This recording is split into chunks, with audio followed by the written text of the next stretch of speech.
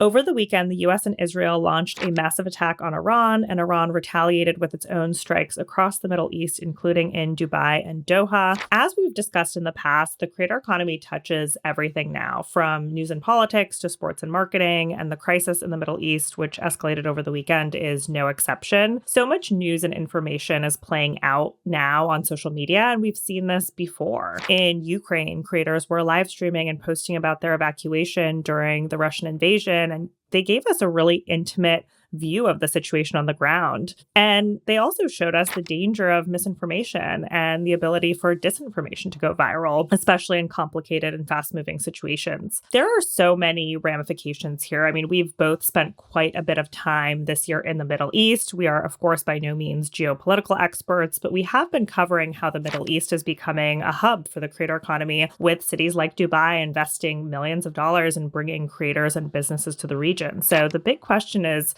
what happens next, and how does the conflict impact those efforts? It's certainly a big question that I think a lot of people are asking. But, to your point, we have spent a lot of time in the region recently. And, from our time talking to people in the creator economy and friends who are living there, I mean, one thing we've heard repeatedly is how safe it's been and how attractive of a place the Gulf states and Dubai in particular have become as a place to raise a family. I mean, it's much easier to get a visa to a place like the UAE than it is to the United States, for example. They also don't have an income tax, so people tend to end up earning more money there than they do in their home countries. Things like childcare and cleaning services are much more affordable than at least what we're used to.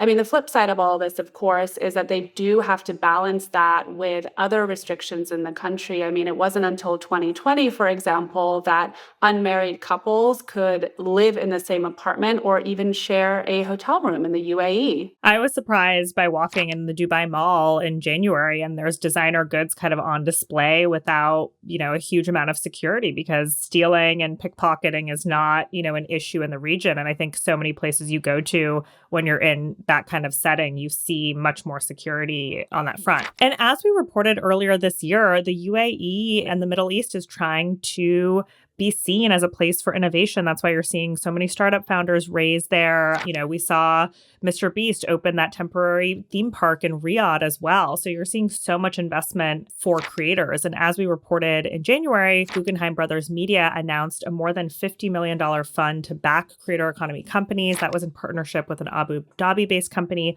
And as part of that agreement, one of the founders of the firm moved to Abu Dhabi from the US with his family. Other creator economy founders have also recently moved to the UAE, seeing it as a good place to do business. And it's too soon at this point to have any real answers for what's going to happen. But this certainly seems like it would hamper these efforts, particularly in the short term, and also give people pause from traveling to the region for conferences or business meetings. Yeah, I mean, it's certainly giving me pause. I'm supposed to go back to Dubai, in fact, for a wedding relatively soon. And I'm reconsidering whether it's, worth the risk to take the trip. I mean, it may ultimately end up that I don't have a choice in the matter if the airspace is closed. But, there's a lot of considerations that I need to weigh as I'm thinking about it. But anyway, I mean, I think you're right. A lot of people are in wait and see mode. It's too soon to tell what the ultimate impact here is going to be, but it certainly already has put some cracks in Dubai and other Gulf states' image as a safe haven in what is otherwise a very volatile region. And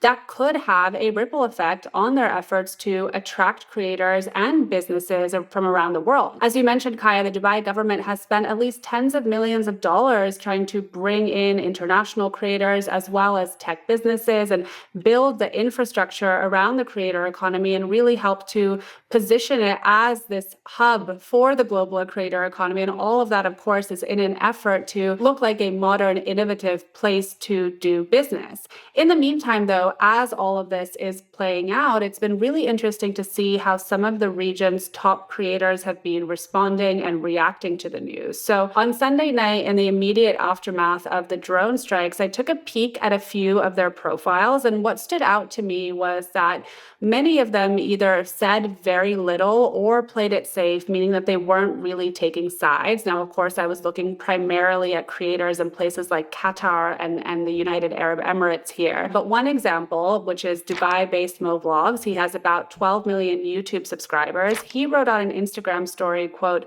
"Our hearts are with everyone across the UAE and the region." There was also Joelle Mardinian, who is a Lebanese beauty creator and an entrepreneur. She also lives in Dubai. She reposted a story that said, quote, "We chose this country and we stand with it." And it had a picture of a UAE flag. But that story was sandwiched between other stories that were promoting her TV show and promoting her beauty clinic. And that felt kind of jarring, at least to me, given, all the images we've seen of what's been going on there. And it also started to paint this picture of, everything just being business as normal. And, to be fair, from many of the people that we've spoken with in the region, that is kind of how they feel as well. And all of this can still change. I mean, things are moving really quickly. On Monday afternoon, the US State Department, for example, called for Americans to evacuate immediately from 14 countries in the Middle East due to, quote, "serious safety risks," and that includes the UAE. And since then, we have seen some more influencers express shock as well as confusion, but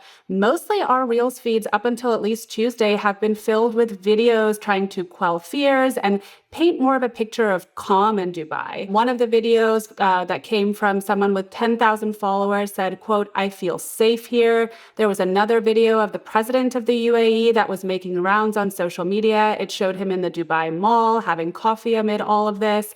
And I think that too was intended to show life as normal in the city. And I think, the takeaway here is that the early reaction, at least from some of the top creators in the region, does feel in contrast to what we've seen from creators in the US, including non-political creators who have been using social media to speak out against political and other social issues, including ICE aggression in Minnesota most recently. I do think it's worth noting, though, that criticism of the government in the UAE is illegal, and that might be one reason that some creators and influencers there have had some pause in speaking out about what's going on. I think to zoom out, I mean, like you said, it's very jarring to see kind of these big historical events and other tragedies play out on social media in general. You're flipping through, Instagram stories and you see news headlines and people dying in war. And then you see, your friend posting a picture of their baby or an influencer with a cocktail on a Saturday night, right? So or an it is ad this, from a brand trying to sell you something. Definitely. So I think it's this weird moment